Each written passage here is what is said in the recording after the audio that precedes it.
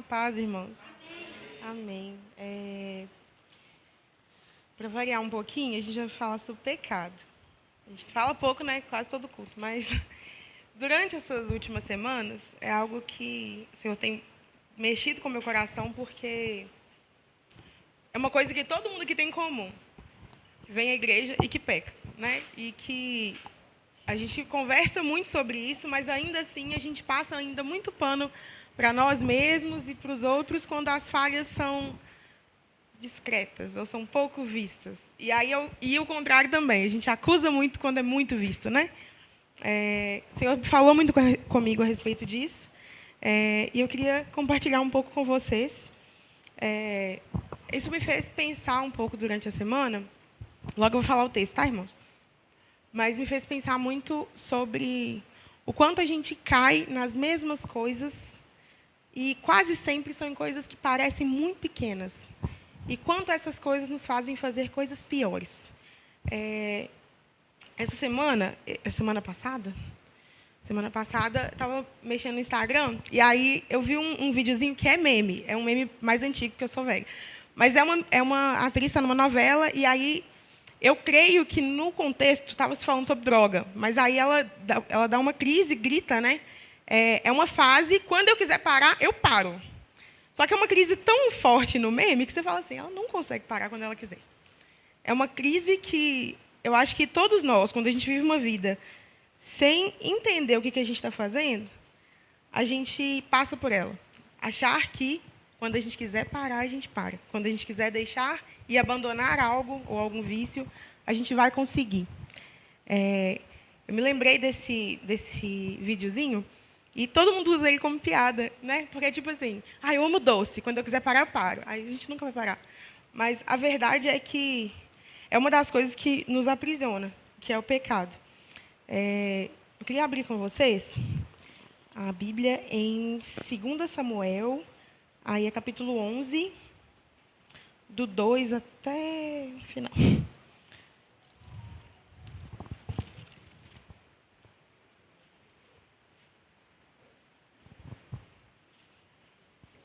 O contexto aqui, a gente está lendo a respeito da história de Davi. E é uma parte meio triste da história de Davi. Posso ler? Glória a Deus. 2 Samuel, capítulo 11, versículo 2 em diante. Uma tarde, Davi levantou-se do seu leito e estava passeando no terraço da casa real. Daí viu uma mulher que estava tomando banho. Ela era muito formosa. Davi mandou perguntar quem era. Disseram-lhe, é Betseba, filha de Eliã, mulher de Urias, o heteu. Então Davi enviou mensageiros que a trouxeram, ela veio, e ele se deitou com ela.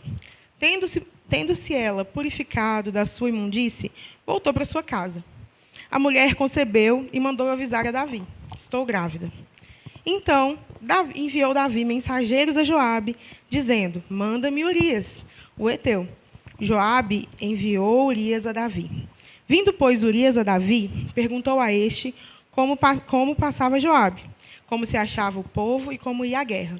Depois disse Davi a Urias, desce à tua casa e lava os pés. Saindo Urias da casa real, logo lhe seguiu um presente do rei.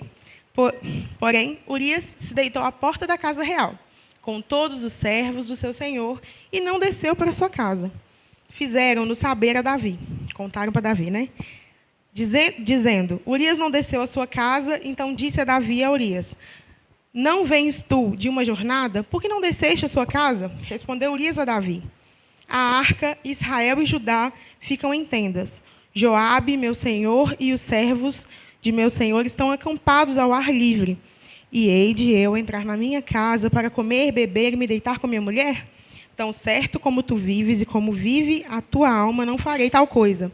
Então disse Davi a Urias, demora-te aqui ainda hoje, e amanhã te despedirei. Urias, pois, ficou em Jerusalém aquele dia e o dia seguinte. Versículo 13. Davi o convidou e comeu e bebeu diante dele e o embebedou. À tarde saiu Urias a deitar-se na sua cama com os servos de seu senhor, porém não desceu à sua casa. pela manhã, Davi escreveu uma carta a Joabe e enviou ela por mão de Urias. Escreveu na carta, dizendo: coloque Urias na frente da maior força da peleja, e saia-o sozinho, para que seja ferido e morra. Tendo, pois, Joabe sitiado a cidade, pôs a Urias no lugar, onde sabia que estavam homens valentes. Saindo os homens de cidade e pelejando com Joabe, caíram alguns do povo, dos servos de Davi, e morreu também Urias, o heteu. Então Joabe enviou notícias e fez a saber Davi que tudo que se dera na batalha. Deu origem ao mensageiro, dizendo: se ao terminares de contar ao rei os acontecimentos dessa peleja, suceder que ele se encolerize e te diga: por que vos chegastes assim tão perto da cidade a pelejar?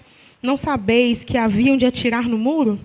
Quem feriu Abimeleque, filho de Jerubessete, não lançou uma mulher sobre ele do muro, um pedaço de mó corredora, de que morreu em Tebes? Por que vos chegaste a esse muro? Então dirás: também morreu teu servo Urias, o heteu. Saiu, pois, o povo ao campo. Desculpa, gente, perdão. Partiu o mensageiro e, chegando, fez saber a Davi tudo que Joabe havia lhe mandado dizer. Disse o mensageiro a Davi: na verdade, aqueles homens foram mais poderosos do que nós, e saíram contra nós ao campo, porém nós fomos contra eles até a entrada da porta. Então os flecheiros do alto do muro atiraram contra os seus servos e morreram dos servos do rei. Também morreu teu servo Urias, o heteu. Disse Davi ao mensageiro: assim dirás a Joabe: não pareça isso mal aos seus olhos, pois a espada devora tanto este como aquele. Intensifica a tua peleja contra a cidade e derrota, e tu anima Joabe. Ouvindo, pois, a mulher de Urias que seu marido estava morto, ela o pranteou. Passado o luto, Davi mandou buscá-la e a trouxe para o palácio. Tornou-se uma mulher e deu à luz a um filho. Porém, isto que Davi fizera foi mal aos olhos do Senhor. Jesus, essa é a tua palavra. Pai, eu te agradeço. Te agradeço por nos dar a oportunidade de entendê-la, Pai. Principalmente, Deus, por nos dar a oportunidade de conhecer mais o Senhor e perceber que todos nós, em algum momento, vamos falhar, mas principalmente que o perdão, as respostas vêm do Senhor. Te agradeço em nome de Jesus. Então, e por que eu estou falando sobre isso? Um simples ato. Hoje, quando alguém erra alguma coisa, a gente costuma falar assim: não, é um maior vacilo, né? Um vacilo de Davi resultou em um pecado que hoje, com certeza, e na época também, era considerado extremamente grave. É uma morte, né? Isso é grave, muito grave. Mas o olhar para uma mulher nua não era tão grave assim. Começou a partir de um olhar. Eu vi um vídeo do Hernandes. Do Hernandes, ele falando sobre isso. Não, do tio Nico. Ele falando sobre isso. A gente não consegue evitar o primeiro olhar, mas a partir do segundo é a nossa escolha. Você está andando em uma direção reta, parece uma mulher extremamente bonita, ou um homem muito maravilhoso. Você vai ver. O seu segundo olhar é sua escolha. Davi, ele teve a primeira falha dele lá no início do capítulo. Aí, quando a gente vai lá ver, uma tarde, levantou Davi do seu leito, andava, passeava no terraço, viu uma mulher e viu que ela estava tomando banho, viu que ela era muito bonita. Se parasse aqui, a gente não tinha esses 2 capítulos, nem um tanto de problema que seguiu daqui para frente. Mas não, o que ele fez logo em seguida? Mandou perguntar quem era. Aí já causou interesse. Aí ele descobriu que ela era casada. E ele se importou, porque ele já tinha olhado, já tinha visto com olhos de cobiça, já tinha se interessado. E outra, ele era rei, né? Então ele conseguiu o que ele queria. A partir daí, a gente vê uma bola de neve assim, aumentando, aumentando e aumentando. E a gente, às vezes, olha e fala: nossa, mas Davi errou muito feio. Mas quantas vezes a gente já não olhou para Betseba? Quantas vezes a gente já não encarou o pecado e achou ele agradável aos nossos olhos? Mexeu muito comigo, porque eu sei que, nos grandes pecados, a gente costuma assustar e tratar como horrível. Mas os pequenos, muitas vezes, a gente deixa acontecer. Muitas vezes, a gente nem acha que é tão pecado assim. Eu penso em algumas coisas que eu falho e que, por muitas vezes, eu tratei como errado. Atraso. Atraso é um pecado, porque é uma mentira. Se eu me faço o compromisso de chegar às 7h30 e eu chego às 7h40, eu menti. Porque eu falei que eu ia chegar às 7h30. A gente passa pano por quê? Todo mundo atrasa. O trabalho. Eu falo que eu vou cumprir o prazo de fazer hoje. Mas só que eu comecei a conversar. Estava muito legal a conversa, eu me distraí, aí eu fui no banheiro e eu perdi o prazo. No serviço, normalmente, a gente perde prazo, gente. É normal, acontece, pode acontecer um problema. Mas se a gente fez propositalmente, é um pecado. E a gente passa pano para essas pequenas coisas. Mas de uma pequena mentira, resulta uma grande mentira para encobrir a pequena, e resulta em outra ação para encobrir a grande mentira, e pode resultar em um problema pesado. O Senhor mexeu comigo nesse texto, porque essa semana a gente via, eu e Maurício, a gente foi no cinema, e a gente viu um filme muito pesado, mas que é extremamente importante. Eu não sei se vocês já viram, chama O Som da Liberdade. E eu não sabia que ele era tão pesado assim, né? Mas, quando eu cheguei lá, eu vou contar um contexto, mas não é spoiler, tá, gente? Em resumo, existe tráfico humano no mundo, né? Tanto na vida quanto no filme. Mas a história é de um homem que luta em busca de crianças que foram roubadas. E a história ela é muito pesada e ela é muito triste, mas no início, em alguns momentos, mostra como que funciona o mercado de tráfico infantil e também do abuso infantil, né? Do tráfico humano.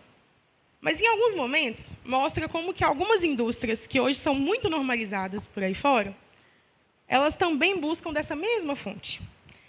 Não sei se vocês sabem, mas, infelizmente, uma das coisas que é muito procurada na internet, na pornografia, é a pornografia infantil. Quase sempre ela é baseada em tráfico infantil. Então, alguém que acessa hoje uma pornografia de pessoas adultas tem muita tendência a um futuro a querer acessar alguma coisa proibida. E tem muita tendência a apoiar esse tipo de movimento. É pesado, dói os olhos, dói o coração de ver, dói de imaginar, mas quantas vezes todos nós demos lugar ao pecado sexual? E eu não estou dizendo só uma vida de pornografia, gente. Estou dizendo um filme que, às vezes, mostra muita nudez. Ou piadas. Quem nunca ouviu uma piada que tem cunho sexual? Piada de cunho sexual não pode ser algo aceitável para o cristão, porque ele remete a uma coisa que a gente não considera legal, porque é algo para dentro do casamento, você e seu esposo. E aí, se eu aceito a piada de cunho sexual, daqui a pouco me mandam uma piada em forma de vídeo, que pode ter alguma coisa com conotação sexual. Até mesmo porque, se você riu dessa piada, você vai rir do vídeo. Se você riu da piada, riu do vídeo, você aceita outro tipo de vídeo. E se você riu da piada, riu do vídeo, aceitou o tipo de vídeo, talvez você pratique alguma coisa com ele. E, gente, é uma cadeia. E é uma cadeia que ela vai em constante crescimento. Em todas as vezes em que a gente analisa grandes pecados e grandes problemas, eles sempre começaram de uma raiz pequena. E de uma raiz que é banalizada hoje. Querendo ou não, um pecado chama o outro.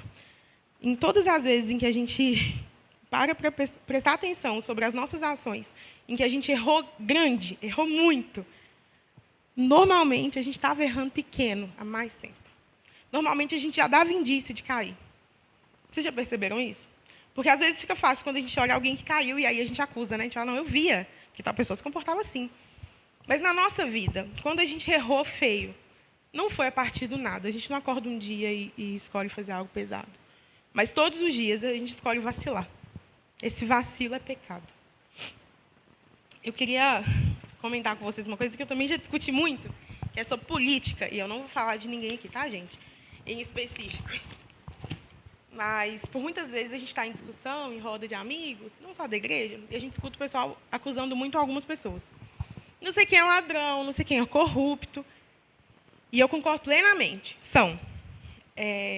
Mas eu creio que, de alguma forma, tudo que acontece lá fora tem que fazer a gente refletir para o que a gente vive aqui dentro. E, em algumas vezes, eu tentei refletir assim. Como seria o nosso comportamento diante do nível de poder que essas pessoas lá fora têm? Ou seja, no seu emprego hoje, ganhando o salário que você ganha e tendo o tipo de liberdade que você tem, você é 100% honesto? Você não usurpa do que não é seu? você não mente dentro do trabalho? Ou você... Porque, querendo ou não, a gente recebe por uma carga horária. Se a gente não cumpre, a gente, de alguma forma, está roubando. E por que eu estou falando isso? Não é porque eu sou perfeita, é porque, provavelmente, todas essas coisas, eu sei que eu tenho falha. Mas é porque um pecado chama o outro. Um erro pequeno vai nos induzir a errar maior. Porque a gente não se acostuma com uma coisinha só. Nós somos uma fábrica de erro. Está dentro de nós, desde Adão. A gente sabe que a gente é tendencioso ao pecado.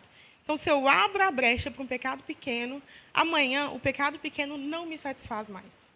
Amanhã é um pouquinho maior. Eu anotei isso porque eu fiquei pensando assim, eu odeio o político X porque eu acho que ele rouba muito. Mas eu já vendi meu voto. Né?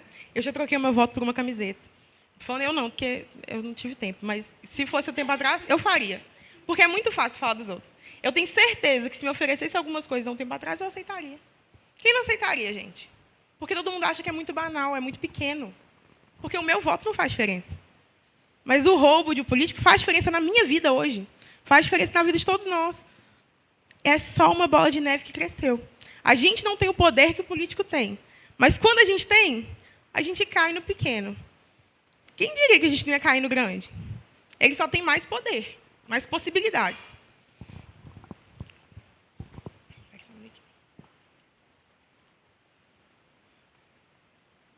Eu não estou dizendo que a gente não precisa se assustar, ou que a gente não precisa se indignar diante desses atos. Mas eu acho que, além disso, isso pode nos trazer uma reflexão.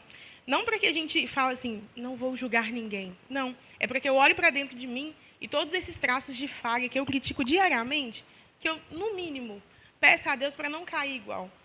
Porque, senão, no fundo, a gente se torna só mais um hipócrita, né? Que diz e fala a respeito dos erros dos outros, mas não tenta mudar. Queria ler agora o versículo 12, que é a continuação de 2 Samuel. Eu vou tentar não ler ele todo. Vai ser do 1 até o 25. 2 Samuel, capítulo 12, do 1 em diante.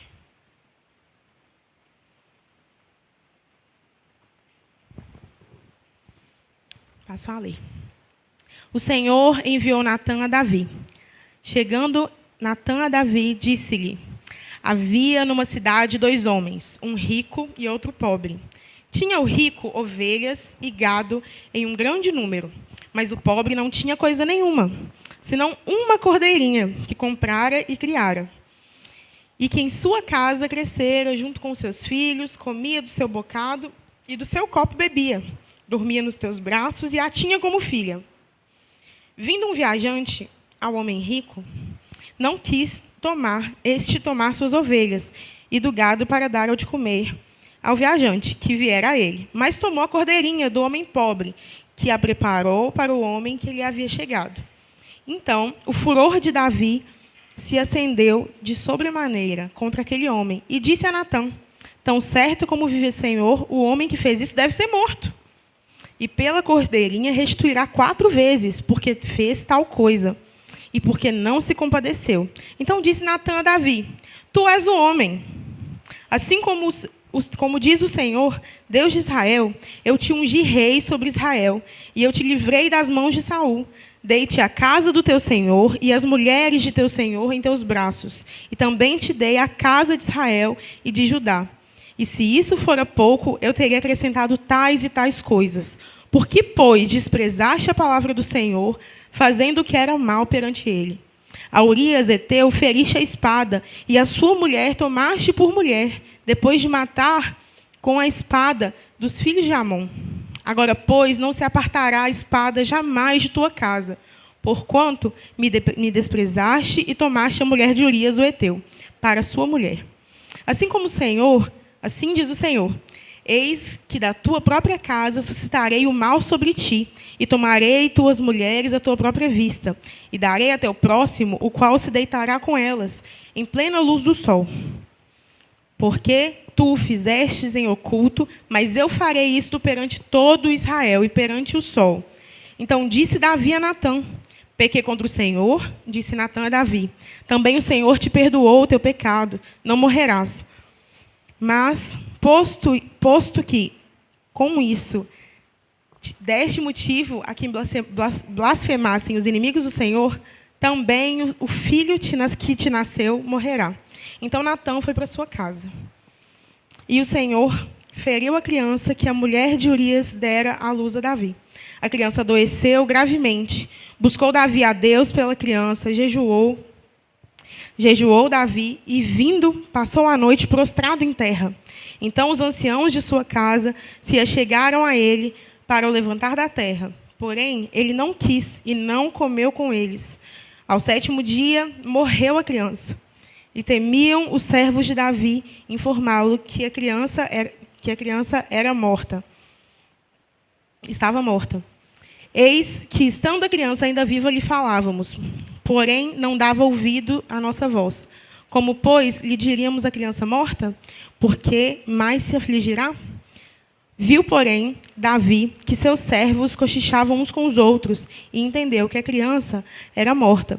Pelo que disse aos seus servos, é morta a criança? Eles responderam que sim, morreu.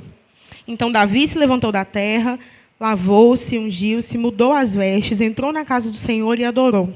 Depois veio para sua casa, pediu pão, puseram diante dele e ele comeu.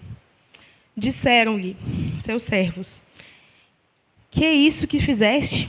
Pela criança viva jejuaste e choraste, porém, depois que ela morreu, te levantaste e comeste pão. Respondendo ele, vivendo ainda criança, jejuei e chorei, porque dizia, quem sabe o Senhor se compadecerá de mim e continuará a criança viva. Porém, agora que é morta, por que jejuaria eu? Poderei eu fazê-la voltar? Eu irei a ela, porém, ela não voltará para mim. Então Davi veio a Betseba, consolou-a e se deitou com ela. Ela teve um filho, a quem Davi deu o nome de Salomão, e o Senhor o amou. Davi o entregou nas mãos do profeta Natã e lhe chamou Gedidas, por amor do Senhor. A continuação, ela é nada mais do que nós diante do Senhor quando a gente se enxerga em pecado. Davi foi acusado. No caso dele, ele não se arrependeu e falou, oh, Deus, desculpa. Ele foi acusado e descoberto. Perante isso, ele sofreu consequências. A criança que ele fez no pecado foi morta. Independente do resto da história, eu queria chegar nesse ponto da criança morta, porque eu enxergo muito isso claramente diante dos nossos pecados. O Senhor vai nos perdoar, porque Ele disse que iria. O Senhor vai cuidar do nosso coração e Ele vai restaurar a nossa vida, se assim a gente se arrepende. Mas a criança continua morta. As consequências do nosso pecado, elas vão ficar firmes. Infelizmente, a gente tem que entender isso, e que seja da forma, olhando o exemplo da Bíblia, né? Que a gente não precise passar por isso. Mas a consequência das nossas falhas, elas não são restauradas assim como o nosso coração vai ser, quando a gente pedir perdão e se arrepender. Porque a consequência, ela é nada mais além do que a resposta dos nossos atos. A criança continua morta. O Senhor perdoou. A gente vê durante o resto da leitura que o Senhor perdoou. Davi tentou ainda, se humilhou, ainda em busca de que aquela criança não morresse, mas o Senhor já havia dito que ela morreria. Isso fala aos nossos ouvidos muito em questão de como eu vou lidar a partir de agora. Eu falhei, eu pequei e eu tive consequências. Essas consequências vão vir. O Senhor também vai vir sobre nós. O Senhor vai cuidar do nosso coração para que a gente não falhe mais. Agora, se a gente vive a vida de pecado, a gente deixa a bola crescer, a bola de neve crescer. Se a gente nunca se arrepende, ela nunca vai parar de crescer. As consequências vão ser cada vez piores. Se você hoje bate em alguém na rua, você é xingado, é chamado a atenção. Se você bate em uma autoridade, você é preso. Se você bate em um presidente, você é preso por muito mais tempo. A bola de neve que vai inchando, nos dá consequências cada vez piores, porque os nossos atos foram cada vez piores. Não existe pecadinho, pecadão, mas existe consequência de acordo com o ato que a gente comete. É um alerta, porque em uma caminhada cristã, a gente sempre vai tender a criticar determinadas falhas, Mas as pequenas do dia a dia, a gente se acostuma, a gente às vezes acha graça. E não tem graça onde o Senhor não está. O Senhor não está nessas ações. Eu peguei um exemplo que foi alguém que passou pelo mesmo pecado de Davi, mas eu estou falando lá do primeiro, a primeira tentação. Queria que, se a gente pudesse abrir a Bíblia, lá em Gênesis 39. E aí a história de José.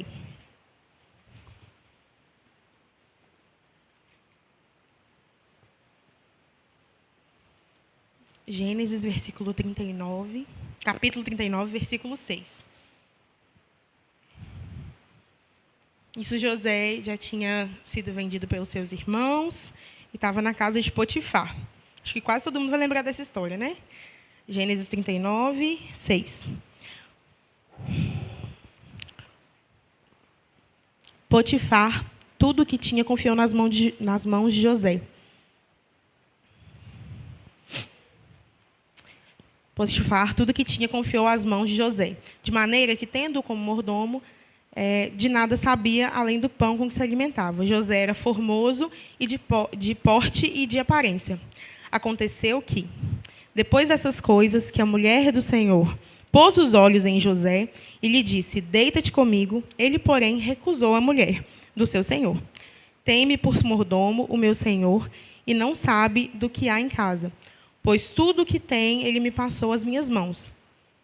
Ele não é maior do que eu nesta casa, e nenhuma coisa me vedou, senão a ti, porque és sua mulher. Pois como cometeria tamanha maldade e pecaria contra Deus?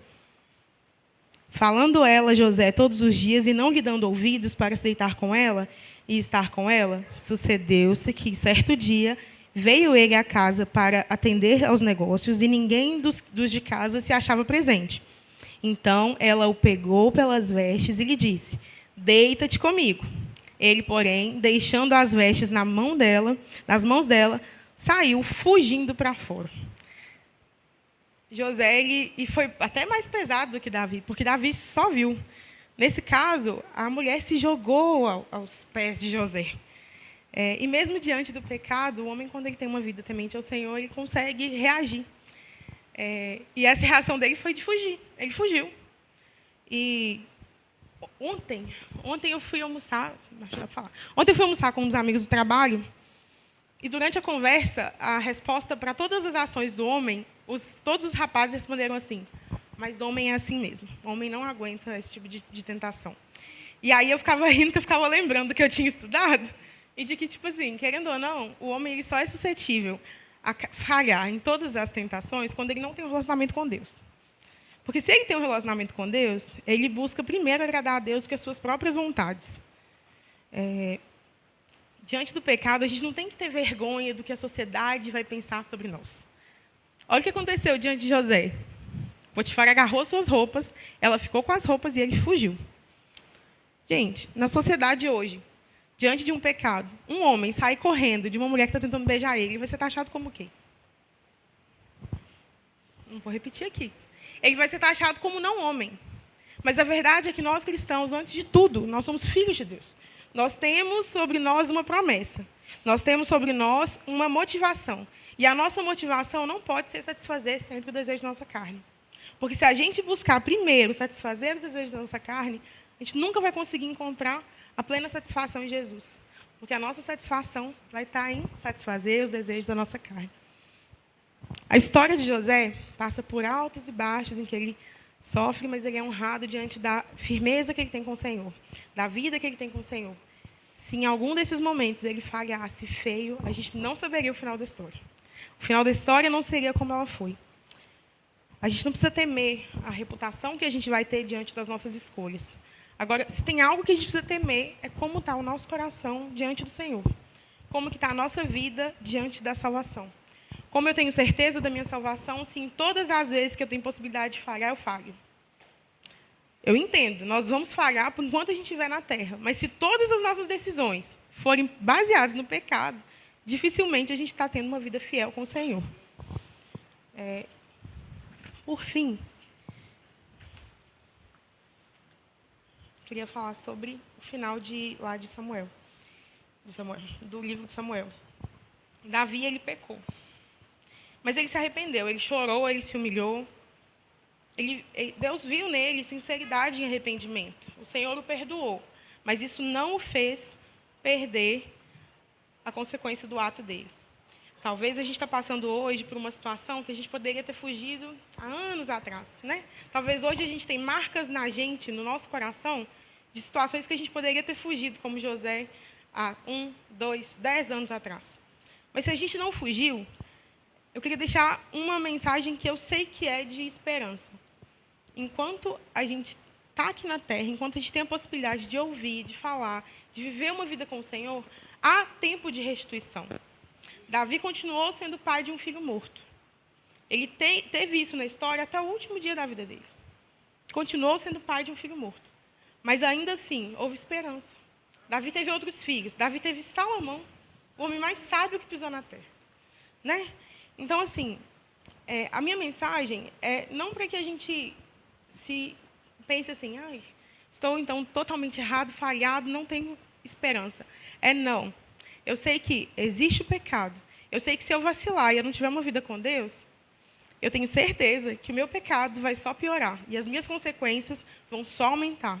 Mas eu também sei que no Senhor há esperança. Eu sei que no Senhor há perdão. E há tempo de restituição. Há tempo de restituição não do que a gente perdeu. Porque tudo que a gente está vivendo aqui, infelizmente, são problemas. Mas há restituição de uma vida plena com o Senhor. Lá em João, 1 João, capítulo 1, versículo 9. Eu queria ler para a gente finalizar. Fala assim: se confessarmos com os nossos pecados, Ele é fiel e justo para nos perdoar os pecados e nos purificar de toda injustiça. O Senhor é capaz de olhar para alguém que foi assassino, como Davi. Ele é capaz de olhar para alguém como nós. Que a gente pode não ter assassinado alguém, mas provavelmente a gente falhou com alguém muito pesado. Ele olha para nós e Ele é bom o suficiente para cuidar de nós. Ele pode nos purificar de toda injustiça. Tanto uma injustiça que a gente sofreu, quanto uma que a gente fez alguém sofrer. Ele pode nos justificar. A mensagem, no final, é de esperança. Talvez algum de nós pode ser pai de um filho morto, pai de um sonho morto, pai de um anseio morto. Esse talvez não volte mais. Mas o Senhor pode nos restituir. O Senhor pode nos dar a possibilidade de sonharmos mais alto. E quando eu falo em sonharmos mais alto, não é porque eu sonhava com um apartamento e amanhã eu vou sonhar com uma casa. É sonhar mais alto de que ontem eu falhava nisso. Hoje eu tenho plena certeza, porque eu confio no Senhor, porque eu tenho meu relacionamento com Deus, que nisso eu não caio mais. É uma caminhada. E assim como o pecado ele é sutil e ele vai lento até te afundar, a caminhada do Senhor, ela nos recupera a vida. Ela nos traz essa leveza que a gente não tinha. E ela faz com que dia após dia a gente cresça no Senhor. E que esse crescimento não faça com que a gente se entristeça pelas coisas que a gente perdeu, mas que sim, traga esperança pelas coisas que a gente não conhece, pelo que o Senhor planejou para nós. Vamos orar?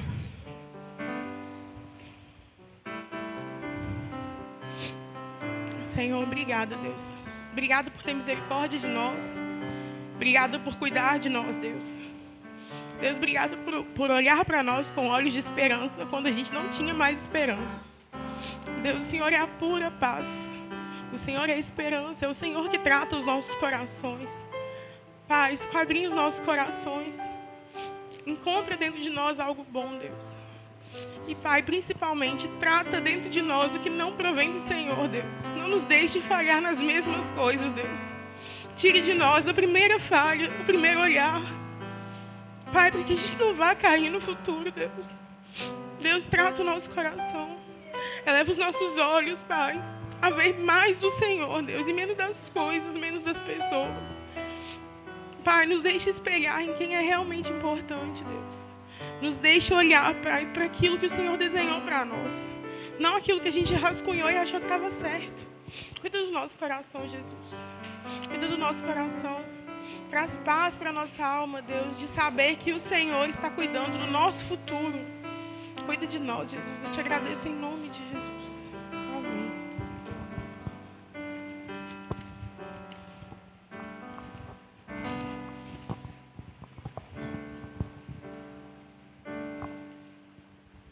Se uma porta se fecha aqui, outras portas se abrem ali. Eu preciso aprender mais de Deus, porque Ele é quem cuida de mim. Se na vida não tem direção, eu preciso tomar decisão. Eu sei que existe alguém que me ama, Ele quer me dar a mão. Deus cuida de mim. Cante, igreja. Deus cuida de mim.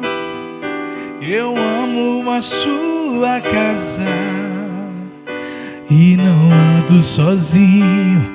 Não estou sozinho, pois sei. Deus cuida de mim. Deus cuida de mim. Na sombra das suas asas, Deus cuida de mim. Eu amo a sua casa e não ando sozinho. Não estou sozinho, pois eu sei. Deus cuida de mim. Ele realmente cuida de nós. Não importa da forma que nós sejamos hoje, Ele sempre nos recebe de novo, mas com um propósito de nos transformar. E Ele não transforma quem não quer ser transformado. É essa a beleza do Evangelho. Ele só transforma aquela pessoa que expõe a sua ferida, o seu pecado, o seu estado. Aí Ele transforma. Davi cometeu várias atrocidades. Várias atrocidades. Enquanto ele estava vivendo a consequência da falha dele, enquanto a criança estava no período de morte, ele lamentava. É a mesma forma de nós olharmos para Deus e falar: está vendo, Senhor? Realmente eu errei, eu mereço.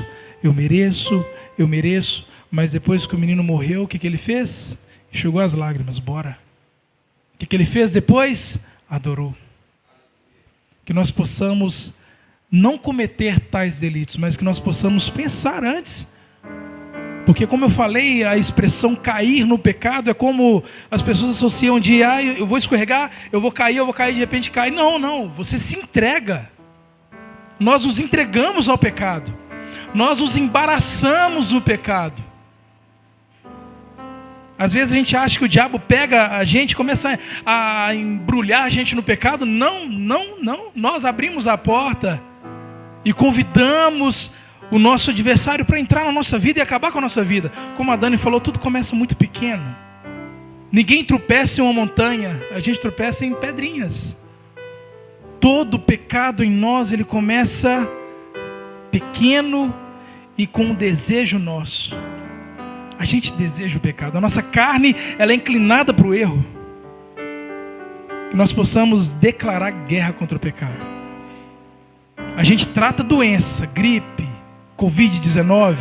Pecado, a gente declara guerra. Se possível for, fuja. Mesmo que suas roupas sejam arrancadas, fuja do pecado. Sabe por quê que nós precisamos fugir do pecado? É porque o pecador não vai entrar no céu. O pecado não entra no céu.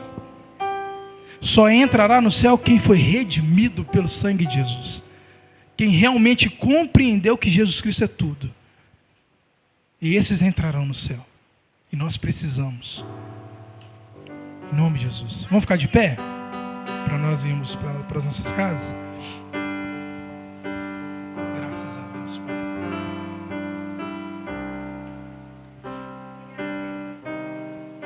Pai, eu te agradeço pela tua palavra que foi exposta aqui nessa noite. Nós sabemos que a tua palavra fala conosco E hoje essa palavra falou com toda a sua igreja. Obrigado, Senhor, pelo teu cuidado sobre as nossas vidas. Que depois das falhas nós possamos nos encontrar com o Senhor, em busca de redenção, em busca de perdão. É por isso que nós estamos aqui, Jesus. Que o Senhor possa cuidar da tua igreja. Cuida de nós, Senhor. Nos guie em teus caminhos. Nos guie debaixo da tua vontade. Precisamos do teu cuidado, do teu zelo, da tua direção, Senhor. Porque a nossa direção sempre nos apontará para o pecado. Guie os nossos passos. Que nós possamos andar de acordo com a tua luz, que é lâmpada para os nossos pés. Pai, guarde-nos, ó Pai. Em nome de Jesus. Que o Senhor possa permitir que cheguemos em nossa casa, ó Pai, em segurança. Pai, em nome de Jesus, guarde os nossos dias, os nossos filhos, a nossa família, a nossa igreja. Pai, precisamos do teu cuidado. Em nome de Jesus. Que o Senhor possa continuar abençoando a vida da Dani, Senhor. Que ela continue dando espaço para o teu Espírito Santo. Para dar o alimento que a igreja precisa, não o alimento que a igreja queira ou deseja. Te agradecemos pela tua graça em nós, pelo teu amor, pela tua correção, Senhor. Que nós possamos, ó Pai, não sermos omissos com tua palavra, porque a tua palavra falou conosco. Que possamos colocá-la em prática, em nome de Jesus. Em nome de Jesus. Amém, igreja? Aleluia. Aplauda o Senhor nessa noite. Deus abençoe a todos. Até domingo, né? Tem alguma coisa no final de semana? Sabe, não? Até domingo, em nome de Jesus.